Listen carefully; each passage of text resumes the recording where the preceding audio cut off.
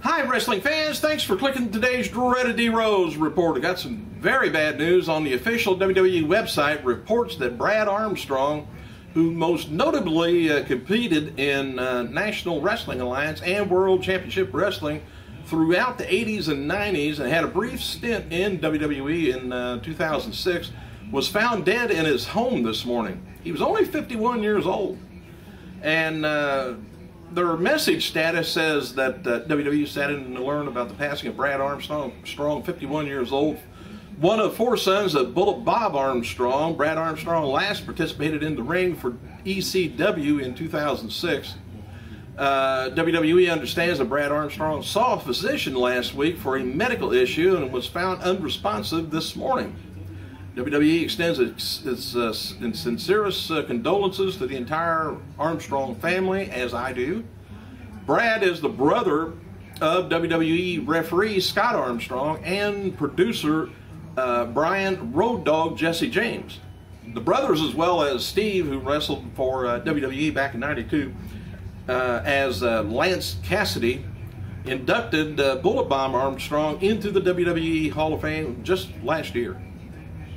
Any more, I find out on that, I'll let you know. Hey, all of November Classics on Demand, WWE celebrates the best, the worst, the most popular gimmicks of all time, and the gobbledygooker's got to be number one. The official WWE website has released a video teaser previewing the month's slated of programming and clips shown, of course, gobbledygooker. The Dynamite Dudes, The Demon, Repo Man, Brutus the Barber Beefcake Mantower, Oz, Glacier, Isaac Yankem, DDS. I'm surprised they even mentioned him, but the Mountie, the Warlord, Sergeant Slaughter, Hacksaw Jim Duggan, Doink the Clown, Hillbilly Jim, Ultimate Warrior, Papa Shango, Shockmaster, and among a lot of others. Celebrating Halloween, CM Punk donned the Cobra Kai costume in his WWE Championship defense against Ryback on Wednesday at a live show in Strasbourg, France. Just goofing around, I guess. TRISH Stratus released a limited edition autographed DVD with Joe Carter. It says here, Toronto, Thursday, November 1st. 7 times WWE champion is proud to announce the release of her latest DVD with a special limited edition release tonight at midnight. Stratosphere Yoga for Men, which was created in conjunction with the legendary Toronto Blue Jays, Joe Carter, hits the Stratosphere Shop online store tonight, and 20 numbered DVDs is going to be issued tonight that have been duly signed by Trish Stratus and Carter. Partial proceeds from the sale of the DVD is going to be donated to the Movember, says Movember Canada. No, I don't know what that is. Stratosphere Yoga for Men is a program specially created for men, staying true to Stratosphere and of course, Trish Stratus, the signature yoga style, which is mixed traditionally with yoga pose with strength and conditioning elements, and so on.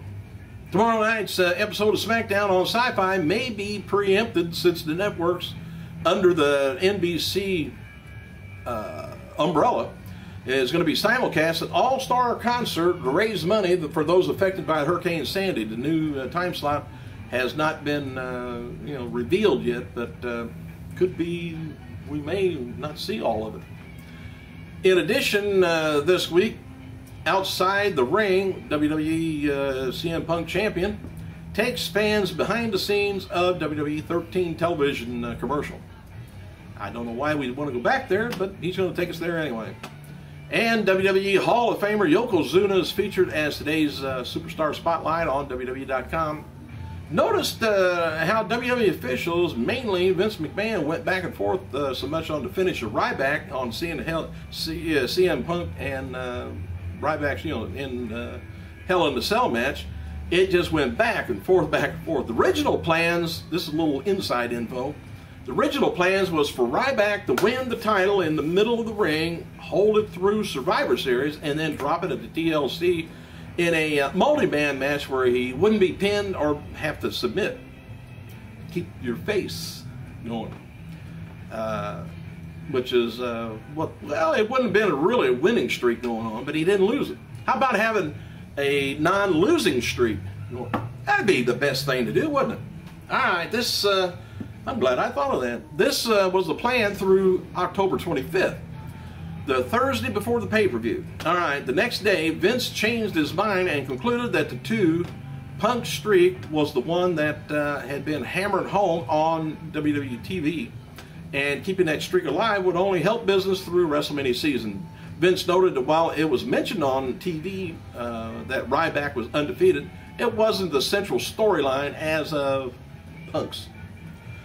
One WWE source close to the creative was amazed that Vince McMahon made up his mind on the finish on November 26th, and there was 3 straight days went by without him changing his mind. Sounds like my wife. Once they decided to have Ryback lose, many ideas discussed how to make it happen, and eventually they just settled on Brad Maddox, the referee, for the finish. They discussed other run-ins though by Big Show, Brock Lesnar, Mark Henry, and Vince himself. All right, here's what happened on. They released some of their stock reports in their fourth quarter revenues, fourth or third quarter. I don't know.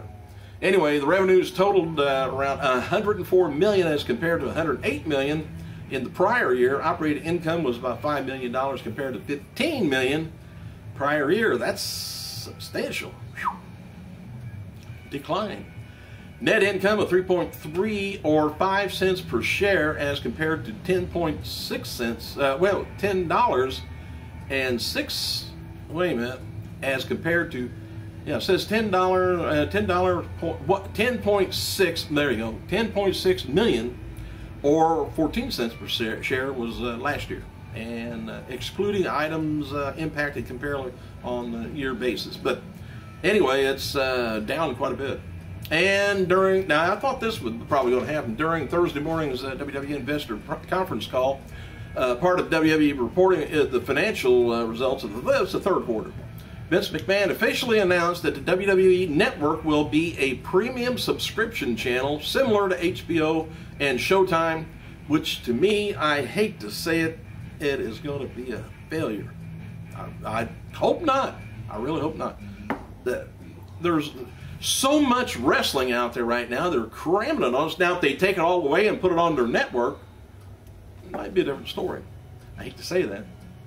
But anyway, this is a change from the WWE original model, which was a standard, cable channel, where the cable network would be given WWE a nominal fee based on the number of cable subscribers. And WWE difficulties getting that picked up by cable providers has been widely reported. No launch date on the given the date of the network being online, and WWE did not specify any information about how much the network's going to cost us. Vince McMahon emphasizes that WWE Network will be the most interactive network out there. All right, let's get back to the Money in the Bank pay-per-view. They did, in July, 188,000 buys, down from 195,000 buys in 2011. SummerSlam, 358,000 buys, way up from last year, 296,000 buys in 11. The show drew about 296,000 buys in 11, but 350,000 in 2010, and 369,000 in 2009. Night of Champions, 189,000, up from 161,000, and so their pay-per-views doing a little bit better, and it could be overseas. Is what's doing it. Anyway, despite the Ryback loss at Hell in a Cell, no idea is still to push him as a top star, but everything is behind him, though. Everybody's behind him. So they're going to be pushing old Ryback, whether we like it or not. Give him a persona. WWE officials have been working on 3 ways to use Mick Foley and in the CM Punk storyline. Anyway, Team Foley versus Team Punk at Survivor Series may not be the end of their encounter this year. No word of WWE officials still considering a Foley versus Punk singles match for December's TLC, so Foley might be around for a while. October 1st episode of Raw had 298,000 viewers that watched on a DVR. I don't know whether you're keeping track, but they did. And Jim Ross, he revealed that former WWE agent and wrestler Rene Goulet, remember him? I think he had the funny kind of grayish or blonde hair. Anyway, he was at Monday's Raw in Charlotte, North Carolina. And unless WWE changes plans and puts the title on an upcoming episode of Raw, Sandow and Rhodes aren't scheduled to get another tag team title shot against Kane and Daniel Bryan until the CLT in December. As noted before, remember I was telling you about Jake the Snake was moving in with DDP? Well, anyway, still going on. Anyway, the Snake did move in with Diamond Dallas Page, so Page can train him for one more legitimate run in the wrestling ring. Well, I don't know about what's illegitimate runs, but he's going to have a legitimate run this time. And apparently they have an overweight wrestling fan living with them who is trying to also get in shape. Anyway, it appears that former WCW star Ray Lloyd is one of the trainers. Who in hell is Ray Lloyd? Remember Glacier. And Paul Heyman is likely to join the WWE current European tour from in November 5th till I think it was the 10th, if I remember right. Also on the European tour is Cena versus Ziggler matches and Punk versus Ryback instead of Punk versus Cena. They want to hold off on doing any of that. And WWE has will air two-hour version of the Falls Count Anywhere DVD on pay-per-view beginning in December 3rd. All right, Mick Foley noted on Twitter that he's close to finalizing a 14-city comedy tour in the UK for the spring of 2013, so beware. All right, what else have I got? Oh, happy birthday to my favorite buddy and best manager ever, Bobby the Brain Heenan, 68 years old, and former WWE wrestler Tyler Rex, 32. And the Kids Network issued this following release that superstar John Cena, Kids, Wish Network grants and wish for a boy with a hydrocephalus. It's a hard disease to even talk about. But the international kids charity Kids Wish Network announced that today that the generosity of WWE and other sponsors, Maurice Wilson, dream of meeting his favorite WWE superstar John Cena has come true.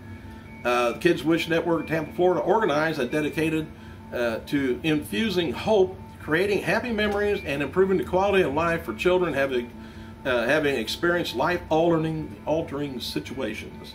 I don't see John Cena ever turning heel when things like this go on. I don't see it happening at all. TNA live event in St. Louis, October 27th, drew 800 fans, with 600 of those paid. WWE Hall of Famer Harley Race was in attendance. And I think it's great that what WWE does. King Mo, by the way, is said to be taking well to his pro wrestling training in OVW, I guess. He's in there with Al Snow and Nick Dinsmore, or Eugene, and he's also receiving a lot of advice from Kurt Angle and Samoa Joe. It's still very early in Mo's training, whether he's going to be able to run the ropes or not. Mo is attending both beginners and advanced classes. Mo has done a few 5-minute mini matches, and the word is that they're impressed with his selling. Mo really wants to work as a heel, but likely won't be. He won't be making that decision. They will. And early estimates of Bound for Glory pay-per-view was doing about 20,000 buys, it looks like, which is will be slightly down from the 2011 and way down from 2010. But TNA's best show of 2012 so far is beating Lockdown, estimated around 17,000 buys. Hey, thanks for clicking, you guys. I gotta go.